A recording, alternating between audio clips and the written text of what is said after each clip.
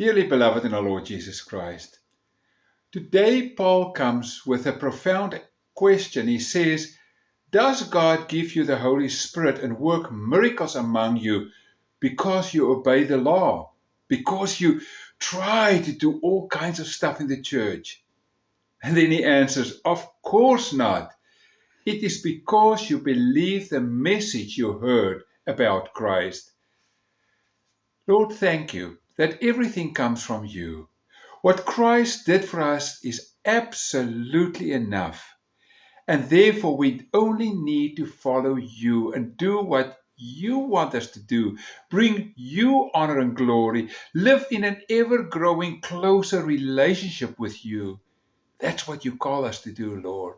Not all of these busyness and running around and programs that we so often think are important. Help us, Lord. Show us the way. In Jesus' name, Amen. Both what we read in the Word and also our own experience bears testimony that the gospel is the thing that changes the church, that changes lives. The gospel that Jesus Christ lived the life that we never could, died the price that we had to pay for our sins. He says in Galatians 3, you foolish Galatians, who have bewitched you? Before your very eyes, Jesus Christ was clearly portrayed as crucified. I would like to learn just one thing from you. Did you receive the Spirit by the works of the law or by believing what you heard? Are you so foolish? After beginning by the means of the Spirit, are you now trying to finish by means of the flesh? Have you experienced so much in vain, if it really was in vain? So I ask again, does God give you His Spirit and works miracles amongst you by the works of the law or by believing what you heard? So also Abraham believed God, and it was credited to him as righteousness. Understand then that those who have faith are children of Abraham. Scripture foresaw that God would justify the Gentiles by faith and announce the gospel in advance to Abraham. All nations will be blessed through him.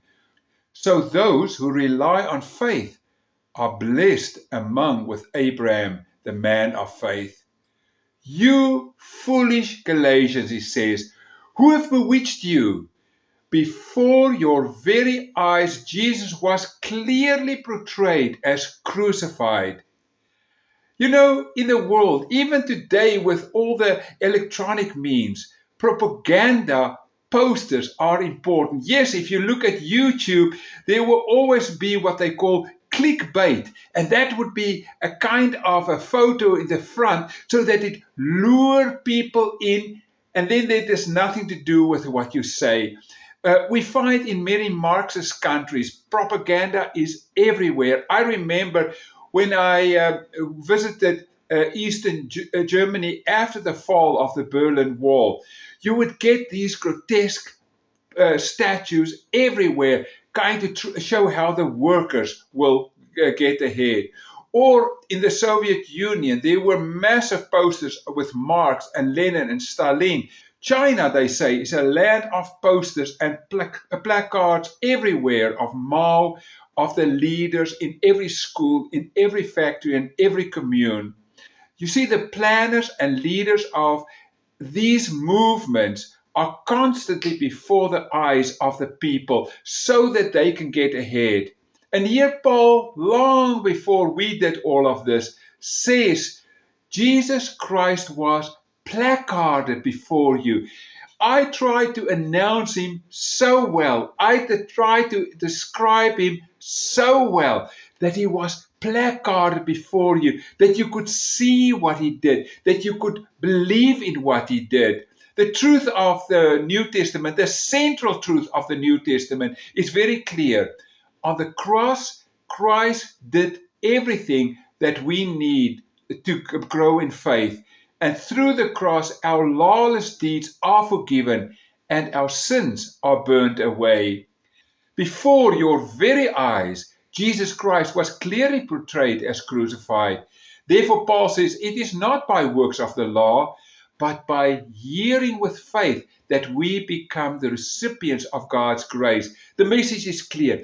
If we hear, if we grow in Him, if we get into a deeper relationship with God, that is what God yearns. That is what makes the church strong. The question, therefore, is why did the Galatians follow those who came with false messages? That they have to earn salvation by doing the Jewish customs. We can ask the same today because there are many who are trying to cling their way, to earn their way to God's heart.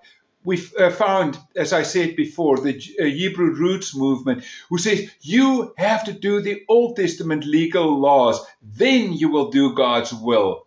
We know what Paul thinks about all of this. He became exasperated. He says, you foolish Galatians, what have bewitched you? And those of us today who are trying to cling our way to God, he will say, you foolish people, what have bewitched you? Paul addressed them with fire in his heart and fire in his pen. He can't understand who have bewitched you. J.B. Phillips captured Paul's burning intensity. He says, oh, you dear idiots of Galatia, who has been casting a spell over you?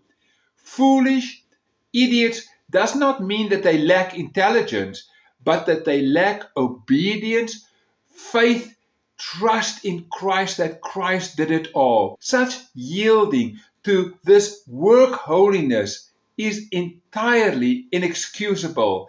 Jesus is the source of salvation, full and free to all who believe and who have been openly displayed, clearly and publicly proclaimed to them.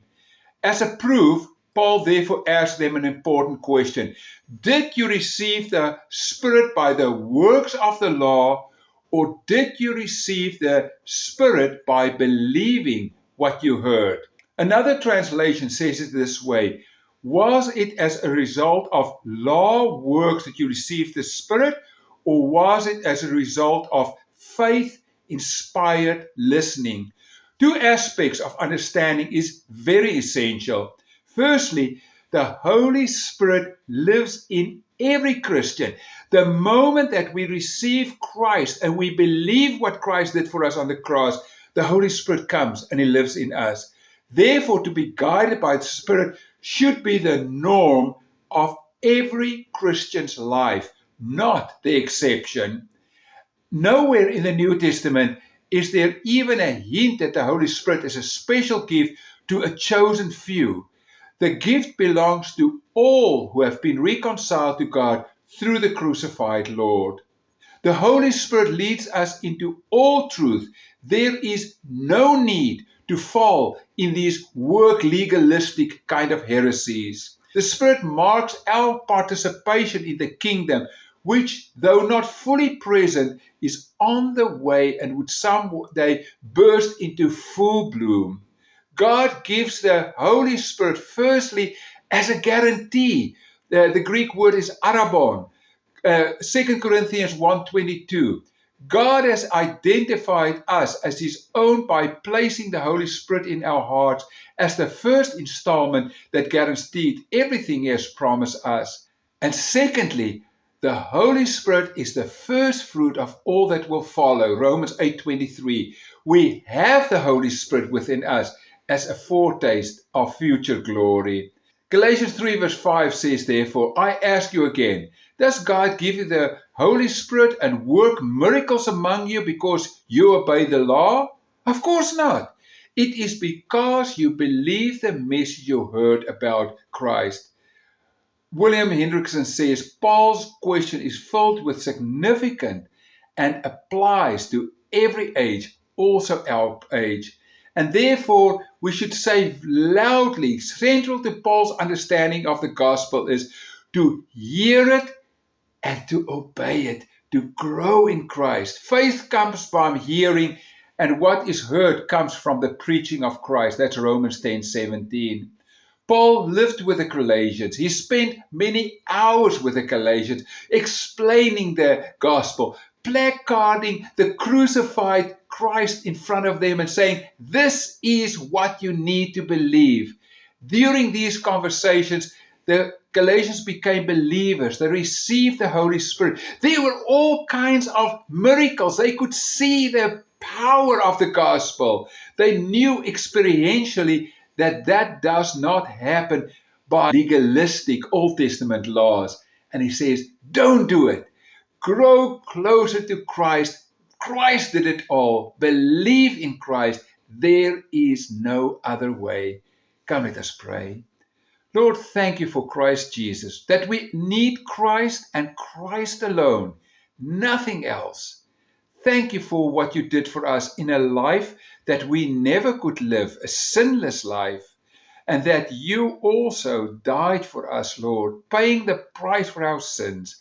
And that's all that we need to accept, and we will grow in you through your Holy Spirit. Lord, we pray for our brothers and sisters around the world who are being persecuted because they absolutely love you and grow in this message. We also pray for those who are going through difficult times because of illnesses. And we pray for our own culture and our own society where so many are running away from you, don't know what they missed just because they don't want to believe this. We ask it all in Jesus' name. Amen. And now, friends, I pray, says Paul, that God, the source of hope, will fill you completely with joy and peace because you trust in Him. That you will get all of this because you trust in Him. Then you will overflow with confident hope through the power of the Holy Spirit. May that be yours this week. Amen.